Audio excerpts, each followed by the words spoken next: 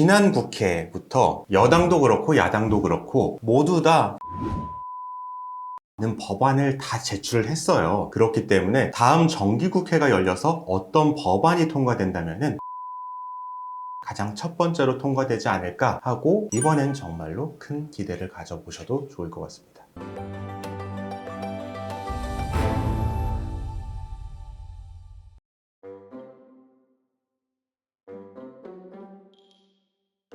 오늘 전해주실 네. 최신 뉴스는 뭔가요? 오늘은 정말 좋은 소식이 두 가지 있습니다. 개인회생 파산 그리고 법인 회생 파산 이런 걸 고려하시는 분들께 정말 좋은 소식인데, 첫 번째 소식부터 말씀을 드리면 서울회생법원의 실무준칙이 바뀌어서 법인 파산의 경우에 예납금이 변경이 되었어요. 구체적으로 어떤 말이냐면 개인 파산이든 법인 파산이든 파산을 하게 되면은 인지대 성단료와 별도로 예납금을 내요. 이 예납금은 무슨 뜻이냐면 미리 내는 돈이라는 거예요. 예치금 뭐 이렇게 생각을 하시면 되는데, 파산의 경우에는 파산 관제인이 선임이 됩니다. 파산 관제인이 어떤 일을 하느냐, 파산하는 사람 또는 법인의 재산을 다 처분하고 경매를 붙이거나 아니면 누구에게 양도를 하거나 다 처분한 다음에 그 돈을 나눠줘요. 그리고 채무자가 숨긴 재산이 있으면 그것을 찾아내서 환수를 합니다. 근데 이 예납금이 개인의 경우에는 아무리 많아도 500만 원이었어요. 정말 갭 투자를 수십 채를 해도 500만 원을 넘어가는 경우가 없는데, 법인 같은 경우에는 채무의 규모에 따라서 이 예납금이 다른 문제가 있었습니다. 구체적으로는 채무가 5억 원 미만이면은 500만 원이었고요. 5억 원에서 10억 원 사이면은 700만 원이었고, 10억 원 이후에는 이게 1000만 원이 되고, 그 이후에 1500만 원까지 이렇게 증가하는 구조로 되어 있었거든요. 실제로 요즘 경기가 어려워서 법인 파산을 고려하시는 분들이 정말 많거든요. 그런데 이분들이 당장 회사를 운영할 돈도 없는데 예납금 낼 돈이 어디 있겠어요. 그래서 이 예납금 때문에 파산을 신청하지 못하는 사례도 사실은 굉장히 많았어요. 좀 편법이지만 법인카드를 이용해서 이런 예납금을 처리하려고 속칭 카드 깡을 하는 경우까지 본 적이 있거든요. 그런데 이 기준이 정말 파격적으로 줄었어요. 부채 총액이 100억 원 미만이면은 모두 500만 원 고정이 됐습니다. 그리고 예전에는 100억 원이 넘어가는 법인의 경우에는 이것을 2천만 원 이상이라고 예납금의 한도를 또 두지 않았는데, 이것도 1000만 원으로 고정이 되었어요. 법인 파산을 고려하시는 분들에게는 굉장히 좋은 소식인 거죠. 회사가 워낙 많이 망하고 있으니까 이렇게 된 걸까요?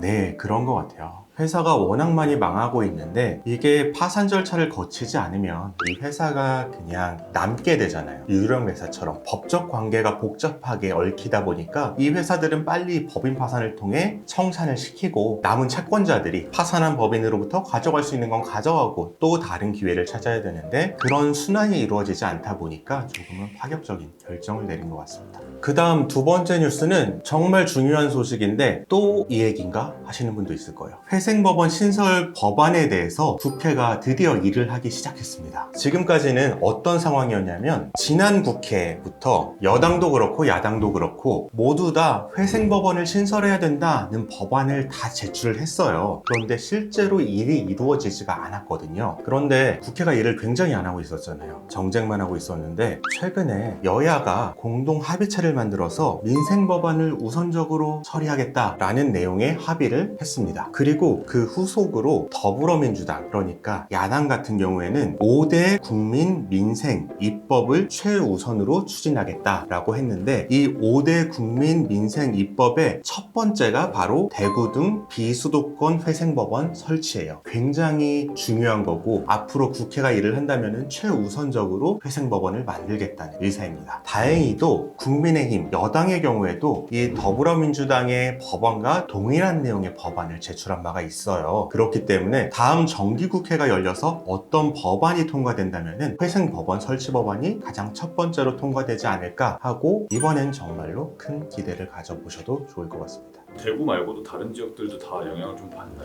그렇죠. 그 법안 자체가 대구회생법원, 대전회생법원, 광주회생법원에 대한 거거든요. 대구회생법원은 경북 지역을 다 관할하는 거고, 광주회생법원은 호남 지역을 다 관할하는 거고, 대전회생법원은 충청 지역을 다 관할하는 내용이니까 굉장히 많은 지역이 영향을 받게 될 겁니다. 아마도 내년에는 회생법원 설치를 기대도 되지 않을까 생각을 해봅니다.